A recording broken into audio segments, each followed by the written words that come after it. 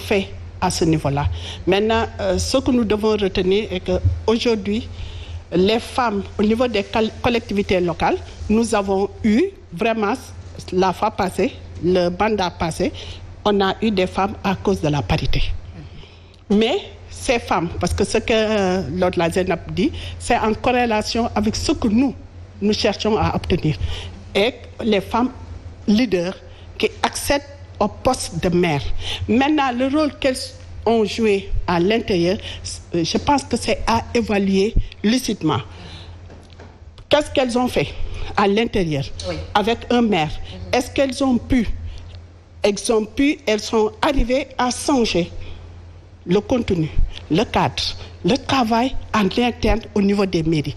Est-ce qu'elles ont eu à faire de telle sorte qu'elles sont entendues au niveau des mairies? Le maire, parce que ici au Sénégal, le problème qui se pose, quand il y a un maire qui est là, presque les autres, je pense que dans le cadre des décisions, ça pose un problème. Parce que c'est le maire qui porte, c'est le maire qui décide. Parce qu'on connaît des femmes qui se sont battues.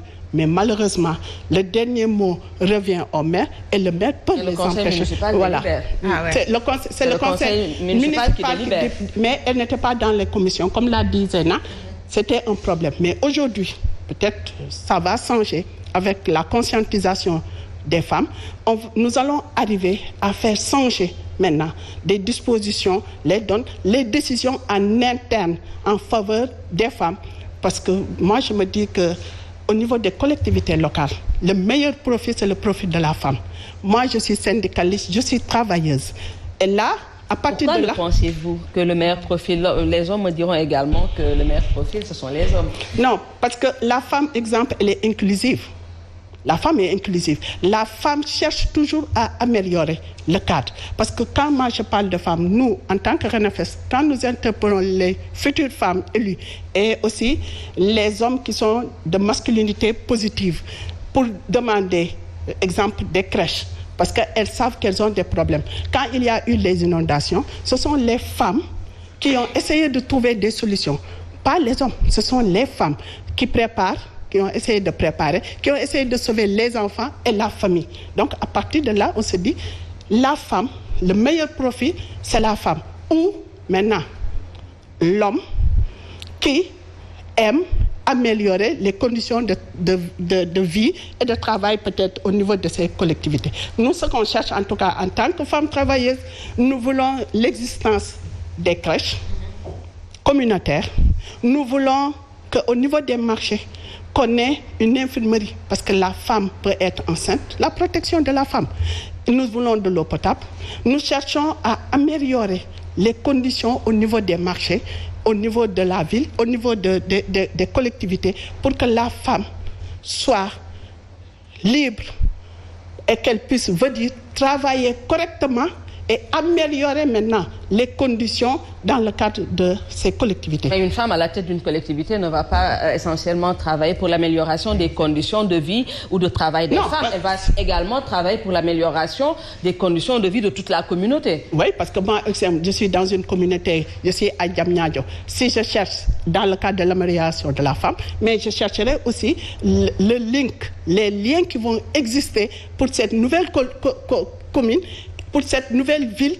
L'espoir est permis et là, on doit construire ensemble. En fait, je le dis pour que vous rassuriez un peu les hommes qui vous suivent ou qui vous écoutent, sinon... Non, tout à l'heure, j'ai bien parlé des hommes qui sont de masculinité positive. Très bien. Je n'ai parlé. Voilà. Alors, Dr Zainab Kane, je vais revenir aux résultats de ces femmes qui étaient à la tête des collectivités ou qui étaient dans les conseils municipaux. À quels résultats elles sont parvenues? Alors là, je ne saurais dire exactement quel est le résultat. Par contre, ce que je peux dire à travers deux études, le profil genre des collectivités locales qui a été réalisé par d'autres chercheurs de l'UGB et même nous, dans le cadre d'un programme que nous avons en tant qu'AJS qui s'appelle Féminisation de la politique.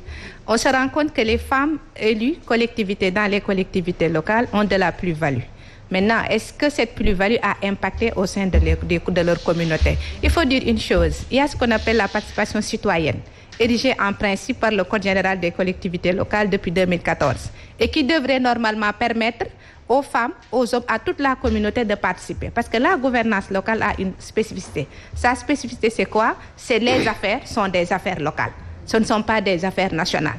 Autrement dit, les femmes qui sont au sein de ces collectivités locales devraient, ou le résultat, en tout cas le retour que nous avons à travers le programme que j'ai cité tout à l'heure, féminisation de la politique, elles interagissent, mais il y a toujours de la résistance. Il ne s'agit pas d'être maire seulement pour impacter dans sa communauté. C'est ce qu'on appelle des agents de changement.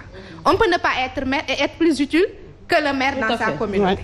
On peut ne pas forcément être peut-être présidente de commission et avoir de l'influence. Qu'est-ce que je veux dire par là? Je veux dire que la participation, c'est-à-dire que le fait qu'on envoie les femmes dans les instances de prise de décision ne veut pas forcément dire que les femmes vont avoir les meilleurs résultats. Mais nous devons les accompagner pour qu'elles aient les meilleurs résultats.